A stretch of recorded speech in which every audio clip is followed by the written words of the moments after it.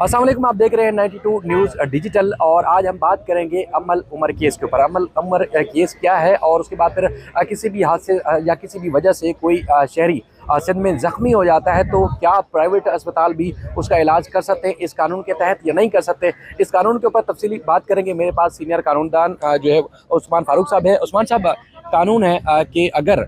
कोई भी रोड पे किसी भी हादसे की वजह से ज़ख्मी हो जाता है तो वो ना सिर्फ सरकारी अस्पताल बल्कि किसी भी प्राइवेट अस्पताल में जाके इलाज करा सकता है। लेकिन यहाँ आज भी कानून पास होने के बावजूद ये राइज है कि अगर कोई शहरी रोड हादसे में किसी हमले में ज़ख्मी हो जाता है तो उसको प्राइवेट अस्पताल करीबी जो भी होगा वहाँ इलाज के लिए जाएंगे, लेकिन वहाँ इलाज के बजाय उसको कहा जाता है जी सरकारी अस्पताल जाए। और वहाँ चलते चलते ज़्यादातर केसेस ये भी आते हैं कि लोग मर भी जाते हैं। तो ये पहले तो कानून का बताइए और उसके बाद प्राइवेट अस्पताल वालों की जिम्मेदारी क्या है इस कानून के बाद। देखें, मैं इस कानून के साथ एक और बात भी इजाफी इसलिए करना चाहता हूँ कि जो हुकूमत सिंध का इस पर रवैया है, हालांकि जो शर्जील मेमन साहब हैं उन्होंने भी जो है पूरा कहा कि नहीं, आप जो है प्राइवेट जितने भी हॉस्पिटल हैं इस एक्ट के तहत वो इलाज कराएंगे, जो कि इलाज उनका मुफ्त होगा और हुकूमत सिंध जो है वो पैसे देने की पाबंद होगी। इसमें दूसरी एक और बात ये भी है कि जैसे गन शॉट है तो होता ये है कि उसमें पहले इंक्वायरी कि भाई किसने मारा, क्या किया, तो ये कोई भी चीज़ नहीं देखी जाएगी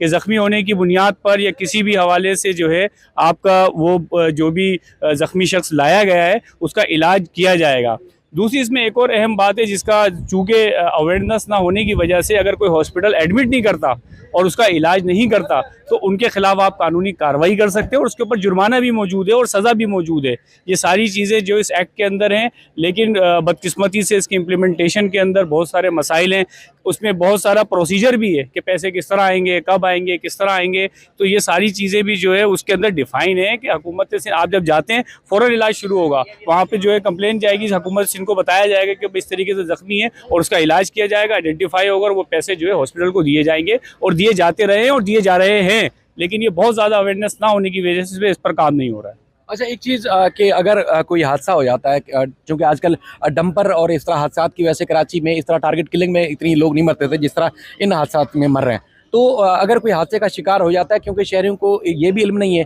कि FIR अगर करवा लें तो भी इस मुलजिम की कोर्ट से जाके या तो पुलिस छोड़ देती है या गिरफ्तार नहीं करती या कोर्ट में जाके जमानत हो जाती है, तो उसको कैफिर किरदार तक कैसे पहुंचाया जाए और शहरियों की ज़िंदगियां कैसे महफूज की जाए, इस पर कानून क्या कहता है। देखें जी, एक तो इसमें अगर किसी की हलाकत हो जाती है तो फेटल एक्सीडेंट एक्ट 1855 के अंदर ये वाज़े तौर पर मौजूद है कि वो डैमेजेस क्लेम कर सकता है, कंपनसेशन मांग सकता है, रिकवरी मांग सकता है और उसका जो पूरी ज़िंदगी का जो है अंदाज़ा लगाया जाएगा कि वो कितना बेनिफिशरी था, वो 2 करोड़ का था, 2.5 करोड़ का था, 5 करोड़ का था, 10 उतना जो उसका स्टेटस होगा, जितना वो अपनी फैमिली के लिए जो है बेनिफिशरी था, वो सारे जो है रकम जो है कोर्ट ने कई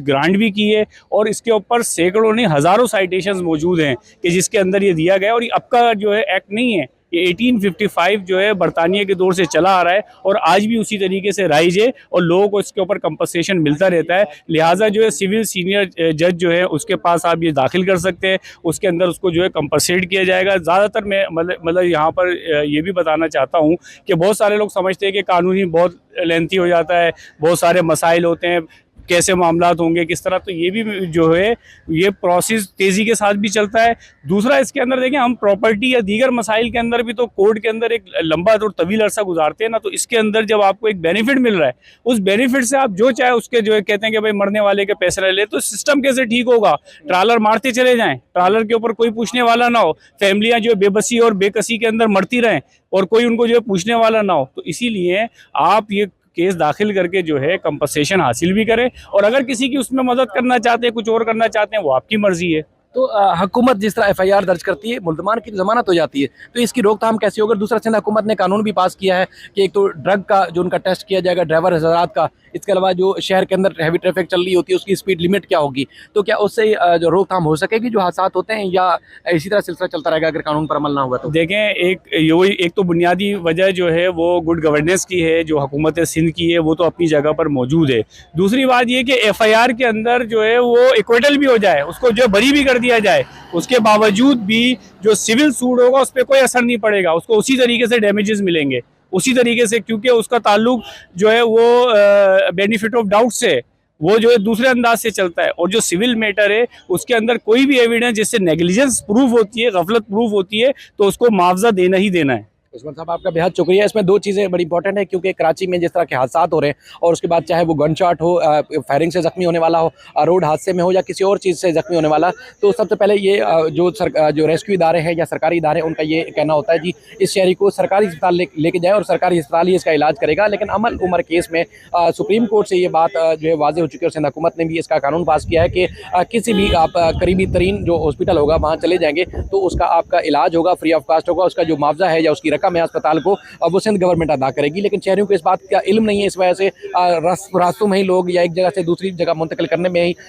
शहरी जाँ बहक हो जाते हैं। लेकिन सबसे पहले कानून मौजूद है कि आप प्राइवेट अस्पताल में जाएँ और जो भी आपके करीब तरीन अस्पताल हो उसमें जो है वो अपने किसी भी जख्मी का इलाज करा सकते हैं। दूसरा जो कानून है अब वो ये है कि अगर हादसात में कोई शहरी जाँ बहक हो जाता है तो FIR लोग इसलिए नहीं कटाते जी ये छूट जाएगा, हुकूमत या कोई इदारा उसके खिलाफ कार्रवाई नहीं करेगा। लेकिन उस्मान फारूक साहब का ये कहना है कि सिविल सूट उसके खिलाफ दायर करें, जो भी ड्राइवर होगा या ट्रक का मालिक होगा या डंपर ट्रेलर का मालिक है, तो उस सिविल सूट में ही अदालत उसको अहले खाना को मुआवजा दिला सकती है कानून के मुताबिक, वो जितना भी बनता होगा। तो उस पर ना सिर्फ FIR असरअंदाज हो सकती है, ना कोई दूसरा कानून, ना ही हुकूमत को असरअंदाज हो सकती है। तो इस तरह जिस तरह कराची में हादसा हो रहे हैं उन तमाम चीज़ों को देखते हुए शहरियों के लिए एक मौका या एक मौके बहुत सारे मौजूद हैं। लेकिन कानून पर अमल दरामद करेंगे तो यकीनन न सिर्फ शहरी महफूज हो सकते हैं बल्कि जो हादसा का शिकार हो चुके हैं उनको भी मुआवजा दिया जा सकता है।